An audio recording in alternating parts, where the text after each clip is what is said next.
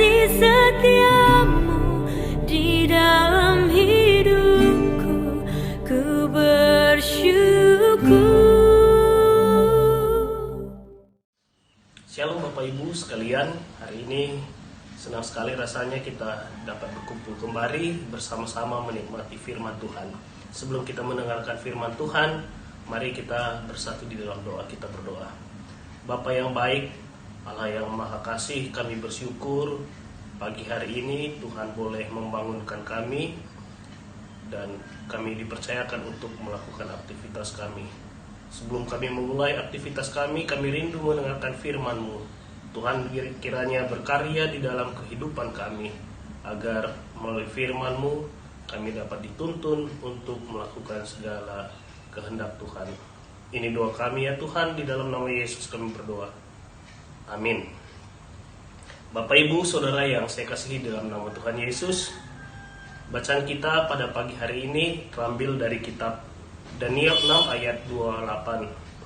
Daniel 6 ayat 28, demikian firman Tuhan. Dia melepaskan dan menolong dan mengadakan tanda dan mujizat di langit dan di bumi.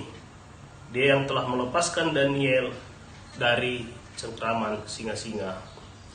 Bapak Ibu Saudara sekalian yang saya kasihi di dalam nama Tuhan Yesus Kristus, sering di dalam kehidupan kita merasa begitu banyak kelemahan yang ada di dalam diri kita. Kita merasa kita tidak memiliki potensi apa-apa. Kita merasa lemah dan terbatas. Hal itu membuat kita merasa tidak berdaya, tidak percaya diri, minder, dan depresi karena takut gagal. Hari ini saya mau mengajak saudara-saudari sekalian belajar dari kehidupan Daniel. Daniel adalah seorang pribadi yang dipakai Allah secara luar biasa di dalam kehidupannya. Padahal jika kita melihat dari latar belakang kehidupan Daniel, dia memiliki berbagai keterbatasan. Dia hidup sebagai minoritas di kerajaan Babilonia. Dia juga adalah seorang budak, dan itu membuatnya hampir tidak mungkin hidup sebagai seorang yang memiliki pengaruh besar di kerajaan Babylon.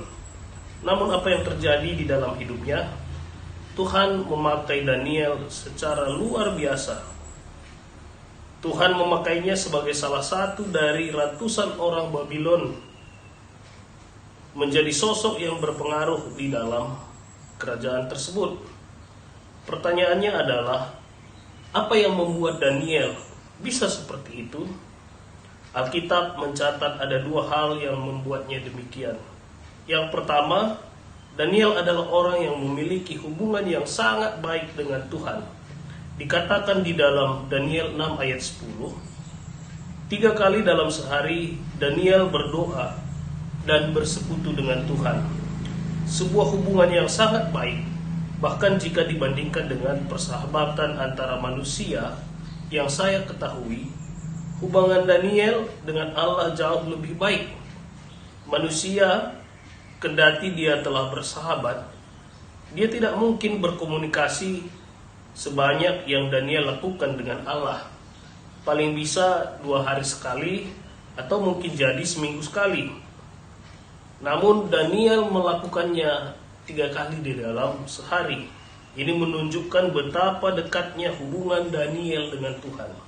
Yang kedua, dia tidak hanya dekat dengan Tuhan. Kedekatannya dengan Tuhan membuatnya berkarya dengan penuh integritas. Hal tersebut terbukti pada saat dia dibuang ke gua singa. Raja Darius yang berkuasa pada saat itu merasakan gundah gulana. Atau jika kita meminjam istilah saat ini, dia merasa galau. Dan mengetahui Daniel selamat dari cengkeraman singa, Darius merasakan sukacita. Bagaimana mungkin Darius mengalami kondisi tersebut jika Daniel tidak berintegritas? Pastilah dia mengabaikan Daniel. Apalagi masih ada ratusan orang yang bisa menolongnya.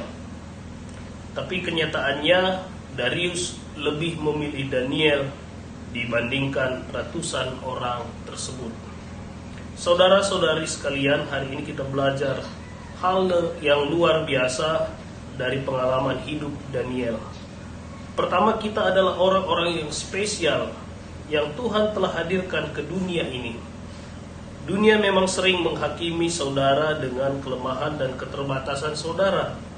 Namun ingat dan percayalah, Tuhan senantiasa mengangkat dan melepaskan kita dari berbagai keterbatasan kita, sama seperti Allah melepaskan Daniel dari cengkeraman singa-singa lapar. Saat ini saya mengajak kita sekalian terus membangun hubungan yang lebih baik lagi terhadap Tuhan, karena kita yakin bahwa Allah yang kita sembah adalah Allah yang memiliki sumber hikmat.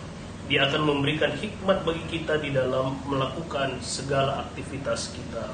Dan terakhir, mari kita membuktikan kepada dunia ini bahwa orang-orang yang taat kepada Tuhan adalah orang-orang yang memiliki integritas yang sangat baik. Kita melakukan pekerjaan kita dengan baik, melakukannya dengan sebaik mungkin, walaupun ada masalah di mana orang lain berusaha menjatuhkan saudara, sama seperti rekan-rekan kerja Daniel yang berusaha menjatuhkan dirinya. Tapi tetaplah berdiri pada integritas saudara. Yakinlah Tuhan pasti mengangkat saudara sekalian menjadi orang yang lebih baik lagi di hadapan Tuhan.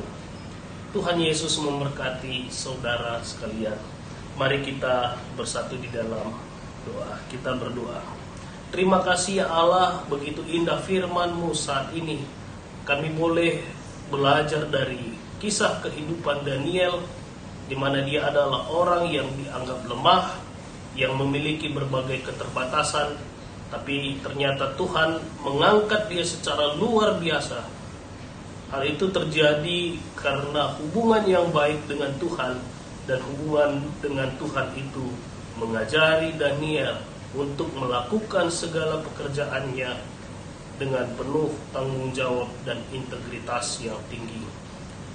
Ajarilah kami ya Tuhan, agar kami senantiasa dimampukan untuk membangun hubungan relasi yang lebih baik lagi kepada Tuhan, sehingga kami diberikan hikmat yang datangnya dari Tuhan untuk melakukan pekerjaan kami dengan baik dan penuh integritas.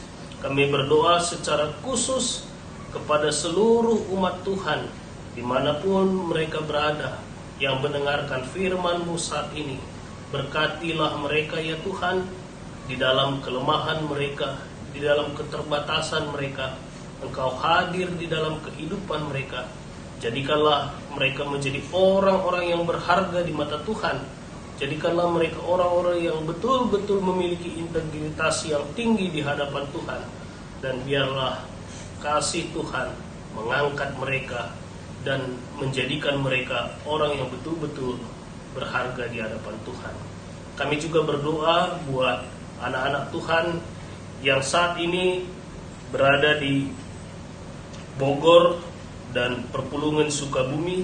Kami bersyukur Tuhan hadir menemani anak-anak Tuhan yang ada di Bogor dan Perpulungan Sukabumi. Kiranya kasih Tuhan menyertai mereka, berkati mereka di dalam setiap pekerjaannya, berkati mereka di dalam setiap aktivitasnya, dan biarlah kasih Tuhan menolong dan memampukan mereka untuk terus berkarya demi kemuliaan nama Tuhan. Anak-anak-Mu yang saat ini dalam keadaan sakit, kelemahan tubuh, mari Tuhan berkaryalah di dalam kehidupan mereka. Angkat setiap penyakit yang mereka derita. Dan biarlah Tuhan memberkati setiap upaya-upaya pengobatan yang mereka lakukan yang sesuai dengan kehendak Tuhan. Bapa, inilah doa kami. Kami serahkan kehidupan kami, aktivitas kami hari ini hanya di dalam tangan pengasihan Tuhan Yesus. Kami berdoa dan mengucap syukur. Amin. Terima kasih Bapak Ibu sekalian. Sampai jumpa. Shalom bagi kita sekalian. Tuhan Yesus memberkati.